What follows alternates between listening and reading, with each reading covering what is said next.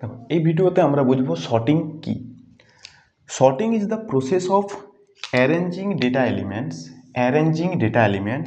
in a specific order, typically in ascending order or descending order। যদি তুমি collection of data এলিমেন্টসকে মানে কি একগুচ্ছ নাম্বারকে যদি রাখো একসাথে, তাহলে সেটাকে কেমনভাবে রাখো? যদি তুমি অ্যাসেন্ডিং অর্ডারে রাখো, অ্যাসেন্ডিং মানে কি যে তুমি সেটাকে ছোট থেকে বড়তে রাখবে, ডিসেন্ডিং অর্ডার মানে হচ্ছে যদি তুমি সেই ডেটাগুলোকে বড় থেকে ছোট রাখো। যদি এইভাবে সাজাও তাহলে তাকে আমরা কি বলবো? তাকে আমরা বলবো সর্টিং। ঠিক আছে, যদি সি প্রোগ্রামিংয়ে তোমরা ইউজ করো, সি প্রোগ্রামিংয়ে তোমরা কালেকশন অফ নাম্বারকে অ্যারেতে স্টোর করতে, আর যদি পাইথনের ক্ষেত্রে করো তাহলে সেটাকে তোমরা লিস্টে ইউজ করতে। এবারে কেন আমরা সর্টিং করব? অর্গানাইজিং ডেটা কেন অর্গানাইজ করবো এইভাবে সর্টেড অর্ডারে? So it becomes easier to search, আমাদের সার্চের ক্ষেত্রে সুবিধা হবে, তাকে বোঝার ক্ষেত্রে সুবিধা হবে অ্যানালাইজ, আর তাকে প্রসেসিংয়ের ক্ষেত্রেও সুবিধা হবে। এরপর বুঝবো যে সর্টিং যে আমাদের কাছে কালেকশন অফ নাম্বার যদি থাকে, একটা এক্সাম্পল নিয়ে নিই যেখানে আমরা কালেকশন অফ নাম্বার নেব, যেখানে 3 5 3 যে কোনো নাম্বার নিয়ে নিচ্ছি, ইটস 8 4 2, সাপোজ ধরে নাও এই 5টা নাম্বার আছে, নর্মাল আছে এই নাম্বারগুলো। এই নাম্বারগুলোকে প্রথমে সাজিয়ে নিচ্ছি। দেখো বাই ডিফল্ট যদি সর্টিং কথাটা বলা হয় যে সর্টিং করো, তাহলে কিন্তু সেটা ছোট থেকে বড়ই হয়, কিন্তু যদি দেওয়া থাকে যে সেটাকে ডিসেন্ডিং করো তাহলে ডিসেন্ডিং, না হলে সেটা নর্মালি ছোট থেকে বড়ই সাজাতে হয়। তাহলে ছোট থেকে বড় সাজালে কেমন হবে? 2 3 4 5 8। দেখো নাম্বারটা কীভাবে সাজবে, এইভাবে অ্যারেঞ্জিং হবে। তাহলে এই যে অ্যারেঞ্জিং করলাম, তাহলে এই অ্যারেঞ্জিংটাকে বলা হচ্ছে যে সর্টিং করা হলো। এই যে লিস্টটা আছে, লিস্টটাকে সর্টিং করা হলো। অ্যারেঞ্জিং ডেটা এলিমেন্টস, এখানে কিছুগুলো ডেটা এলিমেন্টস ছিল, সেই ডেটা এলিমেন্টগুলো কী করা হলো? অ্যারেঞ্জ করা হলো। যা কি অর্ডারে? সর্টেড অর্ডারে, ছোট থেকে বড়তে সর্টিং করা হলো। কিভাবে? ছোট থেকে বড়তে। তাহলে দেখো প্রথমটাতে 2, দেন 3, দেন 4, দেন 5, দেন 8। ঠিক আছে, তো এটা করার যে প্রসেস, দেখো এখানে অনেক কম সংখ্যক ডেটা আছে, সো এটার ক্ষেত্রে কোনো অসুবিধা হবে না, দেখেই বোঝা যাচ্ছে। কিন্তু কম্পিউটারে যদি অনেক বেশি ডেটা থাকে, তাহলে সেক্ষেত্রে আমরা কি ইউজ করি? সেক্ষেত্রে আমরা ইউজ করি অ্যালগোরিদম। সেরকমই সর্টিং করার জন্য কিছুগুলো অ্যালগোরিদম রয়েছে। বেসিক যে অ্যালগোরিদমগুলো রয়েছে তার মধ্যে রয়েছে bubble sort, selection sort, insertion sort, merge sort আর কুইক সর্ট। এছাড়াও এক্সট্রা যেগুলো আছে সেগুলো হচ্ছে shell sort, counting sort, radix sort, bucket sort, heap sort. এই ভিডিওতে আমরা দেখব bubble sort. What mean by bubble sort? ঠিক আছে, চলো তাহলে এটা ইরেজ করে দিই এখান থেকে।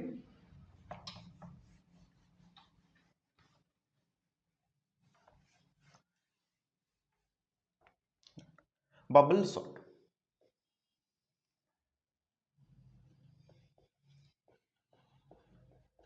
তাহলে এটা তো কি করবে? এটা তো সর্টিং করবে। এগেন নাম্বার একটা নিয়ে নিই, 5 3 8 4 2। ধরো এই একটা নাম্বার কালেকশন অফ নাম্বার আছে, এখানে অ্যারেতে স্টোর করছি। এটার ইন্ডেক্স হয় 0 ইন কেস অফ অ্যারে সিতে, এটা 1, এটা 2 ইন্ডেক্স, এটা 3 ইন্ডেক্স, এটা 4 ইন্ডেক্স। তাহলে এটাকে সর্টিং করতে হবে, কিন্তু ইউজ করতে কি হবে? Bubble sort. Bubble sort, why it is called bubble? দেখো আগে একটু বুঝে নিই, তারপর বলে দিচ্ছি যে কেন এটা বাবল সর্ট। কি করা হবে এখানে? দেখো 0 ইন্ডেক্সের সাথে 1 ইন্ডেক্স মানে কি, এই ইন্ডেক্সের সাথে এই ইন্ডেক্সের কম্পেয়ার হবে। ইন্ডেক্সের সাথে না, অ্যাকচুয়ালি ইন্ডেক্সের ভ্যালুর সাথে।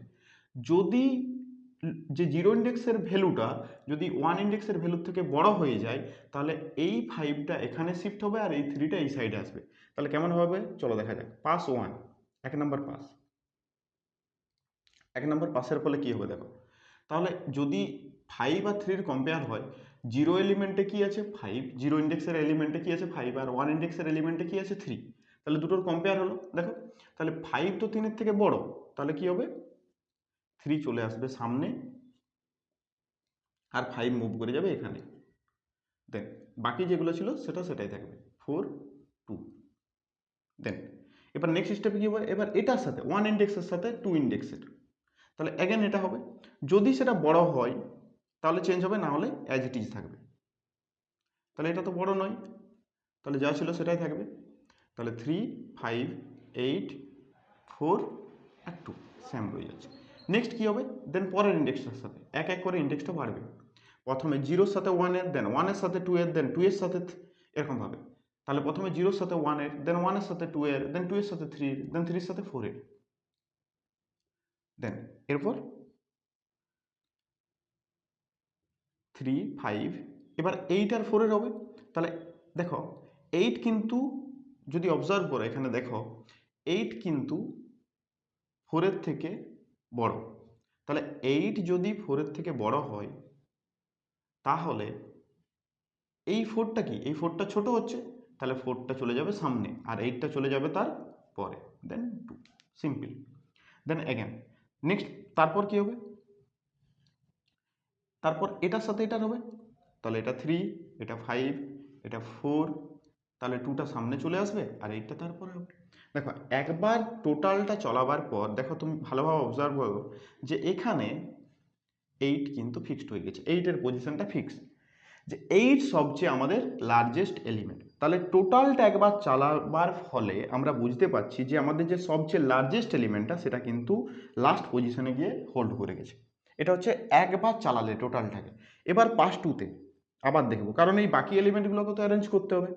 তাহলে পাস টুতে কি হচ্ছে, দেখো এলিমেন্টটা কিভাবে ছিল, এলিমেন্টটা ছিল 3 5 4 2, এইভাবে এলিমেন্টগুলো সাজানো ছিল। এবার নেক্সট বার, তাহলে এবার আবার 0 আর 1 এর কম্প্যারিজন হবে, 0 ইন্ডেক্স আর 1 ইন্ডেক্স, তাহলে কম্প্যারিজন যদি পরের ভ্যালুটা ছোট হয় তাহলে সামনে যাবে, না হলে যাবে না।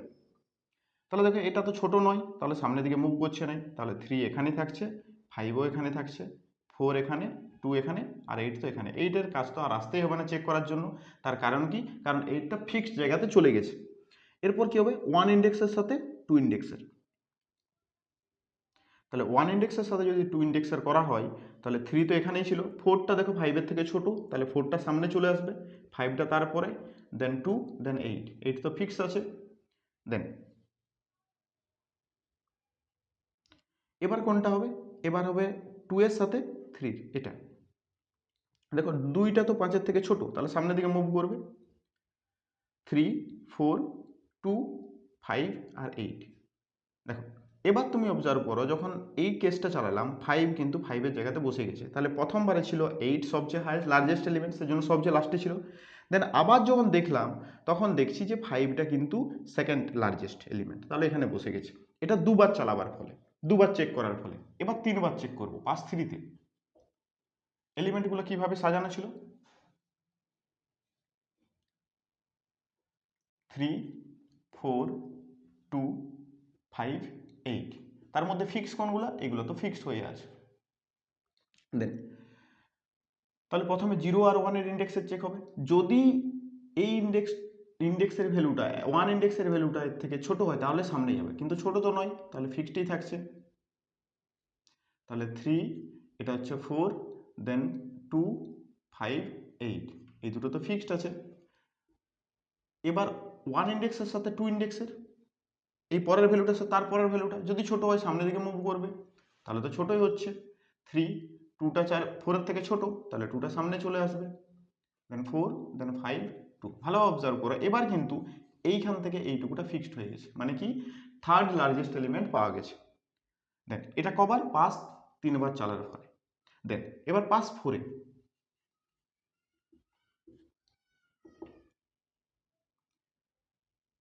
এলিমেন্টগুলো কিভাবে সাজানো ছিল, 3 2 4 5 আর 8 এভাবে সাজানো আছে।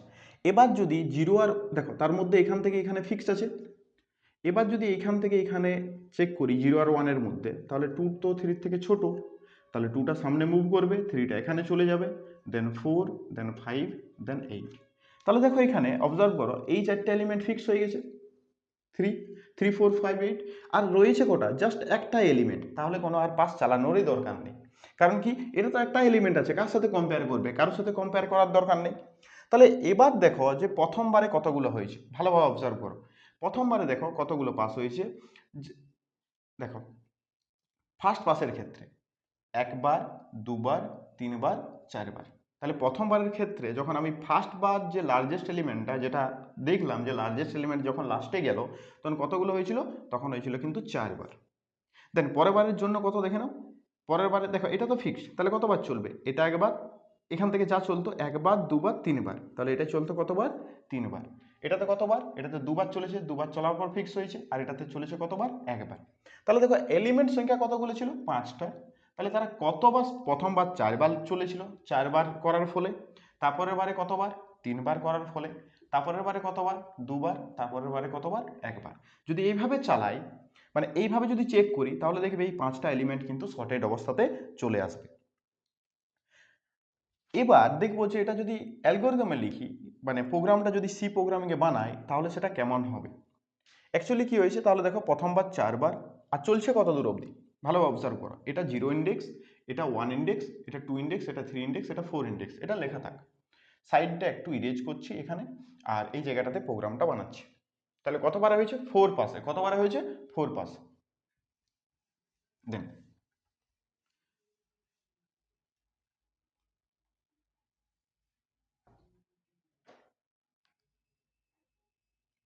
চলো টোটালটা এটা থাক, এই সাইডে থাক, এই সাইডের প্রোগ্রামটা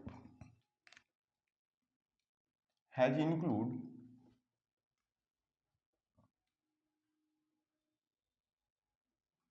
stdio.h, then int man, তাহলে প্রথমে একটা অ্যারে নিয়ে নিচ্ছি, ইন্ট অ্যারে, আর অ্যারের মধ্যে এলিমেন্ট কি কি রয়েছে, 3, 5, 8, 4, 2, তাহলে কতগুলো এলিমেন্ট রয়েছে, 5টা।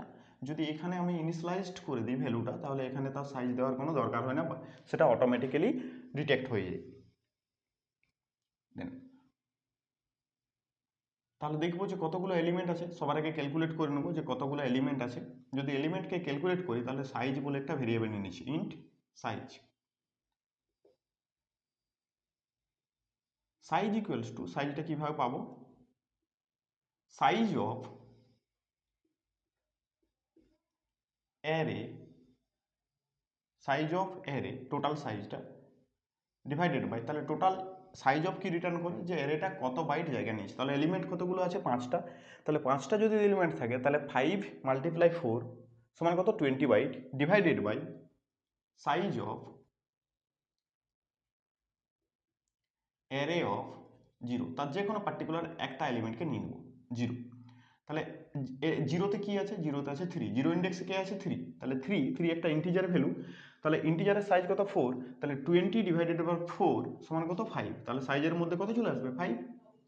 এবার একটা ফাংশন বানাবো, ফাংশনকে কল করবো, ফাংশনকে কল করবো বাইনারি, এখানে কি হচ্ছে, বাবল সর্ট, বাবল সর্ট, তাহলে বাবল সর্টকে কল করলাম। তার মধ্যে কি পাঠাবো, তার মধ্যে পাঠাবো অ্যারেকে, তাহলে অ্যারে, যে অ্যারেটা রয়েছে, আর বলে দেবো কত, তার সাইজটা কত, তাহলে দুটো জিনিস পাঠাচ্ছি, তাহলে অ্যারে আর সাইজ। দেন এখানে রিটার্ন 0, বা এখানে প্রিন্ট করলেও কোনো অসুবিধা নেই, প্রিন্টিংও করতে পারো,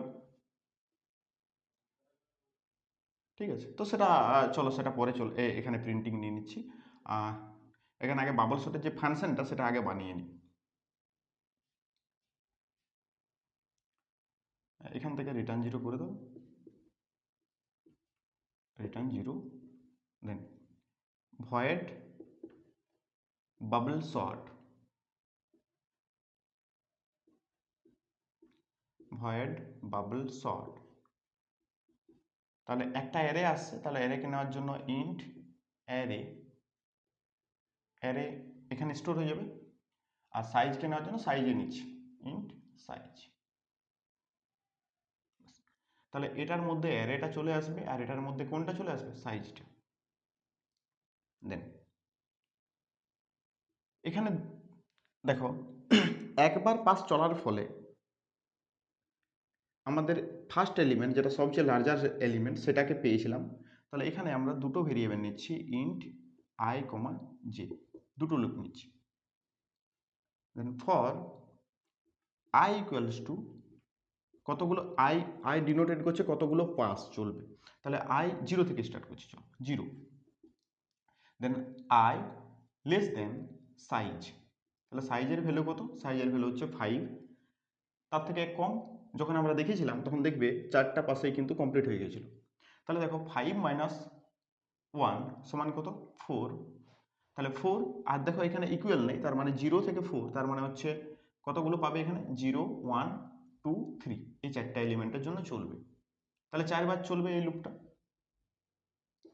দেন I প্লাস প্লাস, ঠিক আছে। দেন এগেন, এবার এটা তো চলছে 5টা, কতগুলো পাস হবে সেটার জন্য। দেন ফর j ইকুয়ালস টু 0, এবার চেকিংটা এই পার, তাহলে 0-র সাথে চেক কাকে করবো 1-কে, j less than size minus 1, এখানেও আমি তার থেকে একবার কম চালাচ্ছি, সাইজ মাইনাস 1 এটা লিখেছি। দেন j প্লাস প্লাস, জের ভ্যালু এক এক করে বাড়াচ্ছি। আর কি চেক হচ্ছে দেখো, ভালো অবজার্ভ করো, 0 ইন্ডেক্সের সাথে 1 ইন্ডেক্সের ভ্যালুটা, তাহলে ইফ যদি অ্যারে অফ জে 0 ইন্ডেক্সের ভ্যালুটা যদি বড় হয়, দেখো কি বলেছে, যদি এটা এটার থেকে বড় হয়, তাহলে কার থেকে বড়, অ্যারে অফ জে প্লাস 1 এর থেকে।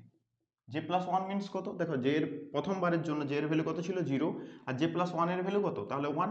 যদি বড় হয় তাহলে কি হবে, তাহলে সব করতে হবে। কোনটা করতে হবে, এই 3টা সামনে চলে যাবে আর এই 5টা এখানে যাবে, তাহলে কি করতে হবে, শপিং করতে হবে আলটিমেটলি। তাহলে কাজ করা যাক, এখানে আরেকটা ভেরিয়েবল নিয়ে নেওয়া হোক, টেম্প। টেম্প বলে একটা ভেরিয়েবল নিয়ে নিচ্ছি, টেম্প। যেখানে টেম্পে কি করব, কি হবে, টেম্পে জাস্ট দুটো নাম্বারে সব করার জন্য একটা থার্ড ভেরিয়েবল নিয়ে আর শপিংটা চালাবো। তাহলে টেম্পের মধ্যে যদি বড় হয় তাহলে এ অফ জে কে স্টোর করে নেব প্রথমে, এই যে 5 ভ্যালুটাকে স্টোর করে রেখে নেব টেম্পের মধ্যে, টেম্প ইকুয়ালস টু 5। দেন তারপরে তাহলে 5টা স্টোর হয়ে গেছে, এবার জে প্লাস 1টা এটার মধ্যে স্টোর করব, তাহলে এ অফ জে তে স্টোর হবে এ অফ জে প্লাস 1 এর ভ্যালুটা, ঠিক আছে। তাহলে 3 কোথায় চলে আসবে, 5-এর এখানে। আর দেন এ অফ এখানে এই জায়গাটাতে কে আসবে 5, তাহলে এ অফ জে প্লাস 1-এ কে আসবে, টেম্পে যাকে স্টোর করেছিল সেই ভ্যালুটা, ইকুয়ালস টু টেম্পের ভ্যালুটা। বাস, এটা হচ্ছে শপিং।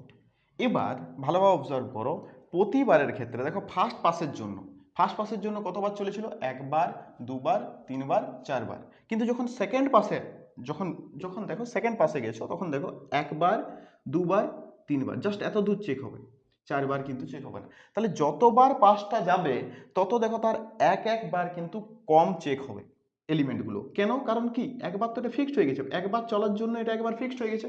তাহলে কি করতে হবে, যতবার পাসটা নিয়ে আসবো ততবার তার থেকে বাদ হতে থাকবে, মাইনাস আই, বাস এটা করলেই হয়ে যাবে, টোটালি কমপ্লিট। দেন তুমি এবার প্রিন্টিং করে দাও, তো প্রিন্টিং এর এখানে তো আর স্পেস নেই, তো চলো এই যে এখান থেকে এটা কমপ্লিট।